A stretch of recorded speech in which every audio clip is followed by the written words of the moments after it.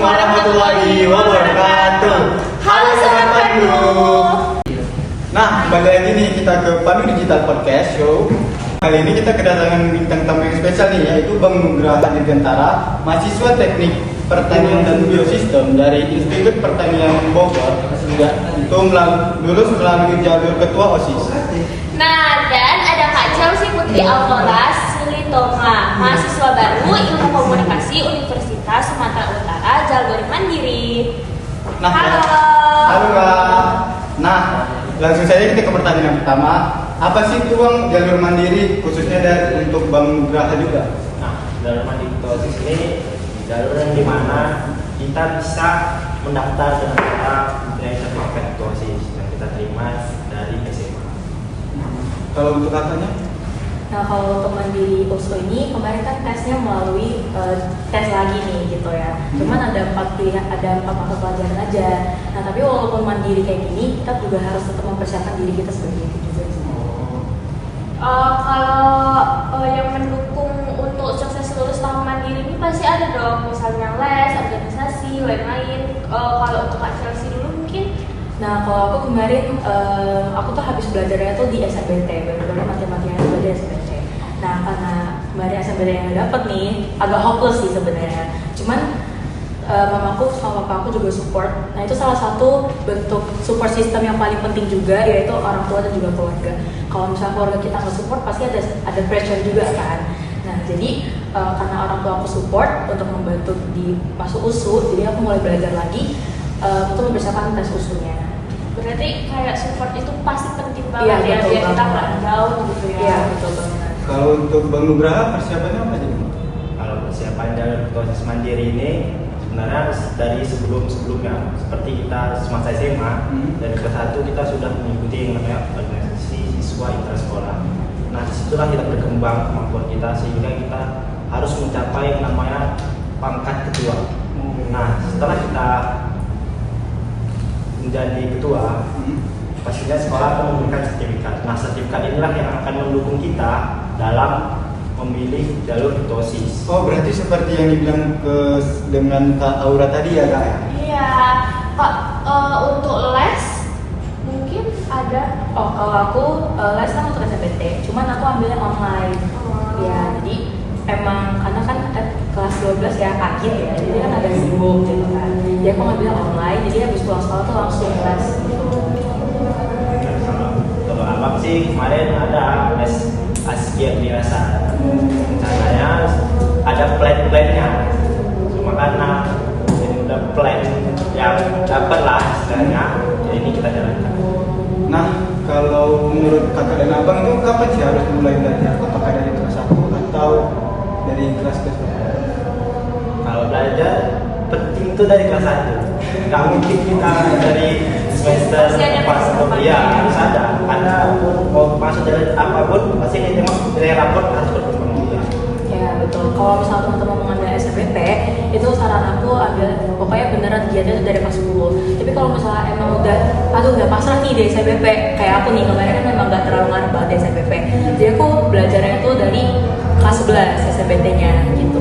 Jadi emang kita harus ada niat dulu sih. Karena kalau misalnya kita udah les mati-matian juga mau les sekalipun yang paling tinggi intens sekalipun, tapi kalau misalnya kita nggak niat pasti kita nggak bakalan dapet gitu. Berarti niatnya itu harus kuat. Iya betul Dari sekali. hati betulan kayak kita kalau kita betul-betul mau masuk ini, kita harus berusaha gitu ya. Karena kan yang tes tuh kan gak cuma satu sekolah nih, karena kan seluruh Indonesia. Bahkan kalau teman-teman tahu yang daftar itu sampai 800 ribuan gitu. Tapi yang daftar tuh cuma 200 gitu. Jadi emang harus benar-benar giat banget. Nah, kalau untuk abang dan kakak nih, bagaimana sih cara menjadwalkan belajar yang efektif untuk abang dan kakak? Nah, kalau aku sendiri, karena kita memilih jalur OSIS dari awal, kita harus menyesuaikan yang namanya waktu kita di organisasi dan waktu kita belajar. Memang kadang mepet sih waktu kita, kadang bertabrakan. Jadi kita harus, jadi kita harus memilah benar-benar. Misalnya kita ada acara nih di organisasi. Nah, pasti kan ada waktu luang, pulang misalnya jam 5. Nah, di jam 5 ini kita rest sampai jam berapa, jam 8 kita baru mulai belajar. Belajar sebentar aja, 30 menit. Biar nggak Iya, nggak mungkin terus stres ini. tambah lagi kita sering belajar. Jadi fleksibel aja santai kok. Kalau Kak Chelsea jadwal belajar yang efektifnya? Oke, nah kalau aku kan kebetulan kita kan kelas 12 kan ini ya, bersyukur banget guru-guru tuh bisa kasih waktu yang banyak waktu pas di sekolah. Jadi ada beberapa tuh mata pelajaran tuh yang kosong untuk kami persiapan SNBT. Nah jadi aku gunain waktu yang kosong itu untuk belajar SNBT gitu. Nah untuk pas pulang itu kan aku nyampe sekitar jam 4. Nah jadi dari jam 5 deh, aku start dari jam 5 sampai malam itu aku belajar SNBT gitu, tapi jangan terlalu nge-push diri sendiri karena aku pernah ya sampai jam 3 itu belajar saking gila-gila sama SNBT, tapi besok paginya itu lemas jadi nggak masuk semuanya kontak gitu. Jadi emang harus mempersiapkan diri dan juga jangan terlalu nge-push diri yang bener-bener sampai kita tuh jangan sampai nggak tidur, jangan sampai nggak makan demi belajar gitu. Jadi emang harus ada kasih istirahatnya dulu untuk diri sendiri gitu. Sumber belajar yang membantu mungkin apa ini? Kayak di sekolah kan masih udah belajar ya, pasti kayak kalau untuk persiapan diri kan masih belajar itu kan mungkin dari YouTube atau dari bentuk pasti banyak. Kalau siapa dulu itu boleh coba. Karena kita mau khusus kayak ini kita belajar pengalaman sih berorganisasi. Adapun lanjut kita nanti di kuliah pasti kita terkait dengan yang nama organisasi juga. Jadi di sini kita belajar sehingga nanti di kuliah kita bisa leluasa ilmu yang kita udah ada dasar di sana tinggal mengembangkan saja.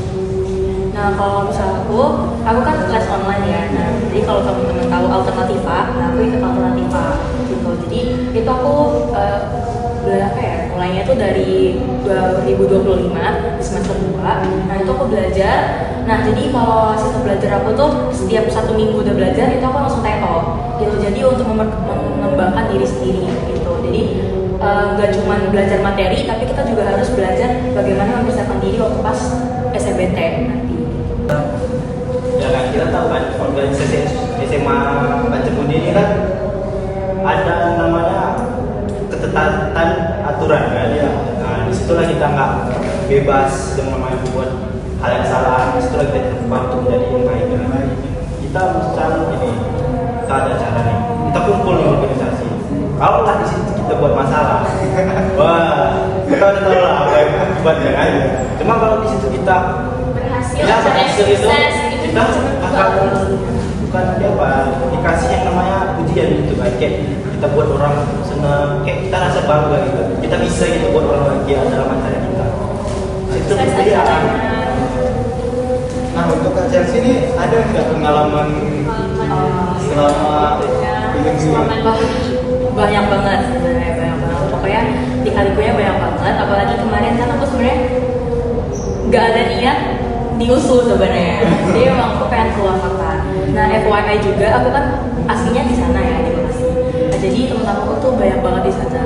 Terus itu salah satu faktor dimana aku tuh pengen belajar mandiri tuh kembali di sana gitu. Jadi emang pengennya tuh ngambilnya di Jawa gitu. Terus ternyata emang takdirnya di sini. Terus juga orang tua tuh sebenarnya udah dibilang waktu pas dapat SNBT kemarin juga SNBT coba aja diusul gitu. Nah aku tetap mau keluar gitu. Dan ternyata memang Tuhan berpihak kepada orang tua dan juga takdir juga mengatakan untuk coba diusul dan ternyata dapat gitu. Terus waktu pas kemarin SNBT tuh aku udah pede banget gitu karena kan belajar tuh mati-matian gitu kan. Pasti terus juga kemarin waktu pas jawab juga kebanyakan bisa belajar, bisa jawab gitu.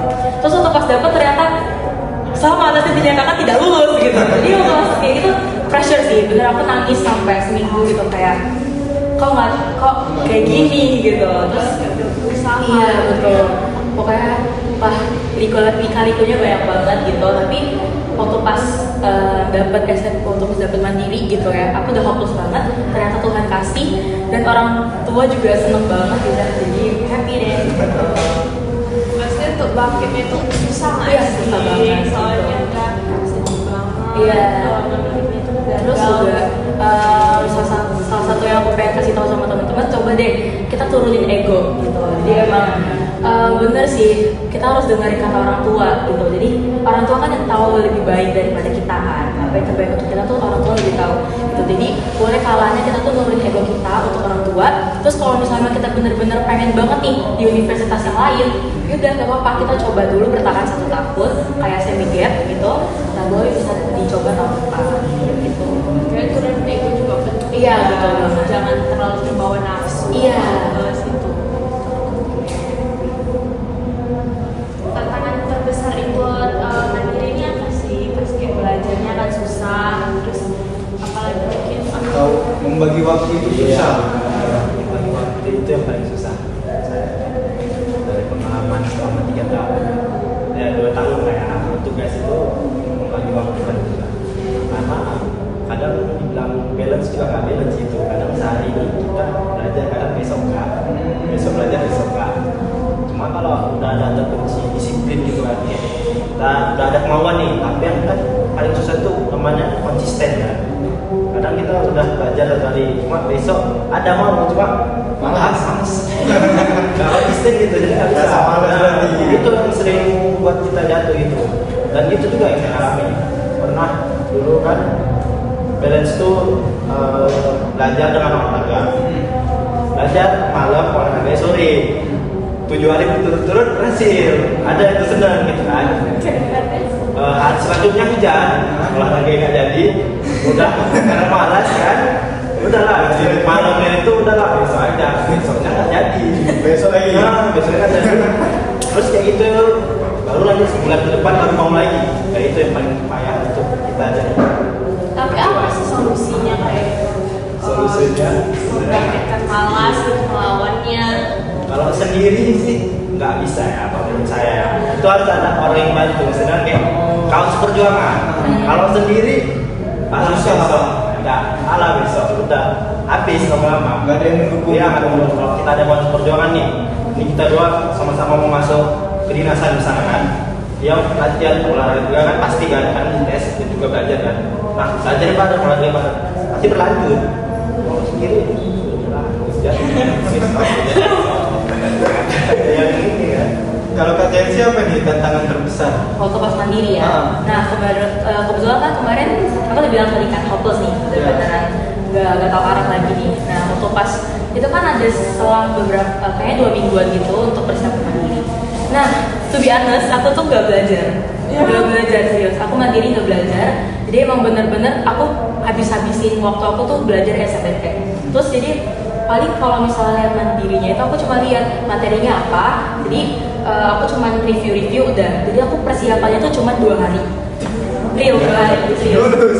Dan ternyata lulus gitu. Dan itu di pilihan pertama gitu. Wah, ternyata emang takdirnya ya. Kalau misalnya takdir dalam berkata iya, ya udah memang udah pas ke situ. Gitu. Jadi emang tergantung masing-masing orang sih. Dan aku kan emang orangnya cepet nangkep ya. Jadi emang karena aku udah lihat materinya kayak gimana, jadi emang langsung ngerti gitu, flow-nya tuh kayak gimana gitu. Jadi emang gak terlalu banyak persiapan sih kalau aku.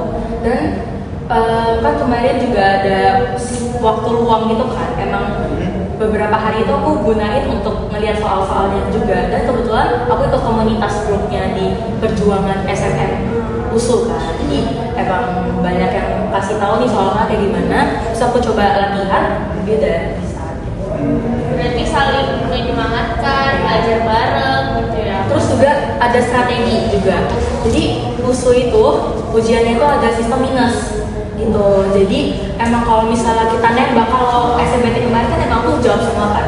Jadi mau tahu nggak tahu, mau nggak mau harus jawab, dan itu juga nembak. Tapi kalau ini nggak bisa nembak, jadi emang bener-bener harus diteliti banget baru bisa. Nah jadi kemarin tuh cuma 3 subtes saja yang aku jawab.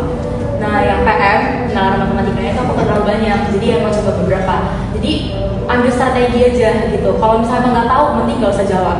Jadi daripada mengurangi nilai, mending kita jawab yang kita tahu dan kita pede, ya udah. Daripada minus. Iya betul banget. Keren sih ya. Emang harus ada strategi masing-masing. Nah ini yang terakhir nih, tips untuk adik-adiknya agar bisa mengikuti jejak kakak-kakaknya gimana sih? Semangat, pantang menyerah. Apa yang dikatakan sama ketua kita turuti. Yang penting semangat. Mubara itu jangan di awalnya. Harus konsisten. Pokoknya ada persatu. Misalnya kita ada tujuan nih, jangan cuma di awal gitu. Jangan lebaran di awal. Ya, kalau di awal habis pandang selesai. Terus kembangkan untuk mencapai tujuan yang kita mau. Harus konsisten Iya. lah ya. Terus kalau dari aku, mungkin kan pasti banyak pressure ya masing-masingnya. Kayak Iya. kemarin teman-teman aku tuh udah banyak yang dapat nih SBT gitu. Nah itu saran dari aku, mending kita diem gitu. Jadi aku beneran gak ada kasih tahu siapa-siapa, aku mau kemana. Jadi mending kita diem. Terus waktu pas kita dapet kita langsung kasih tahu gitu. Jadi emang Langsung membuktikan iya pasangan betul. banget gitu ya. Gitu. Terus jangan jadiin apa ya kegagalan kita tuh jadi penghambat gitu. Jadi emang harus beneran konsisten. Terus kalau misalnya emang mau beneran kenal anak SMA, coba gak apa-apa deh main-main kalau waktu pas kelas 10. Tapi waktu pas kelas 11, kelas 12 itu bener-bener waktunya kita untuk mempersiapkan kuliahnya kita. Niat kuncinya. Nah, tadi kan Bang Graha ada bilang pengalaman nih. Bagaimana sih pengalaman kakak dan abang bisa sampai di tahap ini? Pasti ada pengalaman Sedihnya, sedih, senangnya, daunnya, masih banyak lah ya. Apalagi dalam lingkup ini kita pertemanan wajib punya yang relasi yang kuat. Ataupun di organisasi ini banyak pertimbangan untuk kedepannya gitu. Nggak mungkin di organisasi ini baik terus kan. Kita punya masalah yang masing-masing, kita punya bahagia masing-masing. Memang yang paling berpengaruh itu namanya yang membina kita di OSIS sih. Ya. Jadi kita di dalam OSIS itu nggak dikasih kebebasan, cuma dalam hal kebaikan gitu. Jadi kita di situ betul-betul yang namanya diarahkan.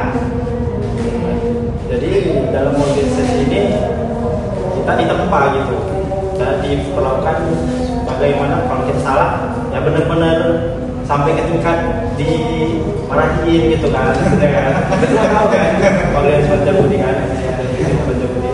Tapi kalau kita betul-betul mengembangkan hal yang baik, misalnya kita sukses dan mudah cara kita membuat orang banyak tahu banyak ini, kan kita kan bakal dipuji juga. Wah, seru banget ya podcast kita hari ini. Menurut abangnya apa nih yang bisa diambil pelajaran kali ini? Nah, kesimpulan yang bisa kita ambil itu yang pertama itu jangan pantang menyerah, membuat plan, adanya niat dan pentingnya support system. Nah, terima kasih ya kepada Abang Nugraha, Dirgantara dan Kak Chelsea. Kami akhiri. Wassalamualaikum warahmatullahi wabarakatuh dan bye.